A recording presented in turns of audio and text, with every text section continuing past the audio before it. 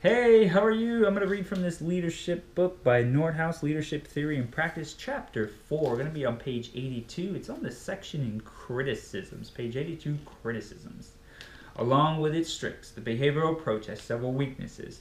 First, the research of the behavioral approach has not adequately shown how leaders' behaviors are associated with performance. Researchers have not been able to establish a consistent link between task and relationship behaviors and outcomes such as morale, job satisfaction, and productivity.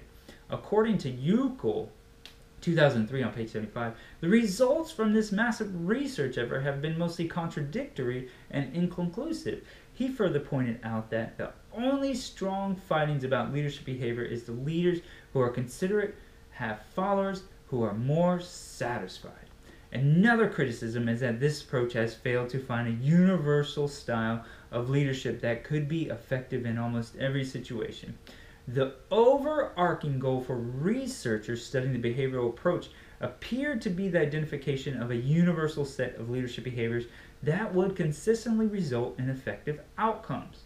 Because of inconsistencies in the research findings, this goal was never reached. Similar to the trait approach, which was unable to identify the definitive personal characteristics of leaders, the behavioral approach has been unable to identify the universal behaviors that are associated with effective leadership.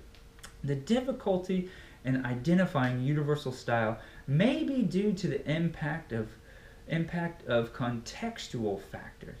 For example, research by Martin Rolson and fellows in Liu in 2012 found that there is a strong situational element that impacts whether one leadership behavior or another is more effective. In their research on leadership style in cross-functional teams, they found that different leadership behaviors may be needed depending on team goals.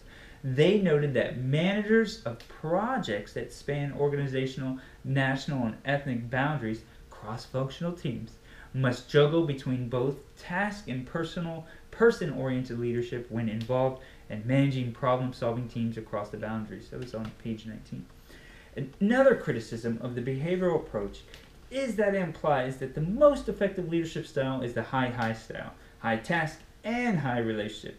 Although some researchers suggested that high-high managers are most effective, that may not be the case in all situations. In fact, the full range of research findings provides only limited support for universal high-high style. Uckel found that in 2003, a long time ago.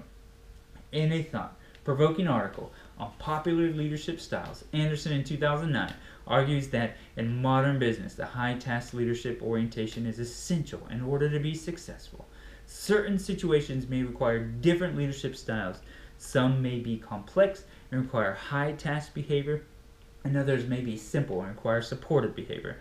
At this point in the development of research on the behavioral approach, it remains unclear whether the high-high style is the best style of leadership.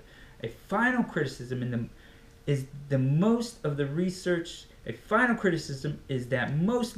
undertaken on the behavioral approach has come from a U.S.-centric perspective, reflecting the norms and values of U.S. culture.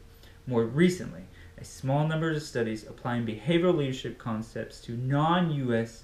contexts have been undertaken, and results show that different cultures prefer different leadership styles than those often espoused or favored by current U.S. management practices.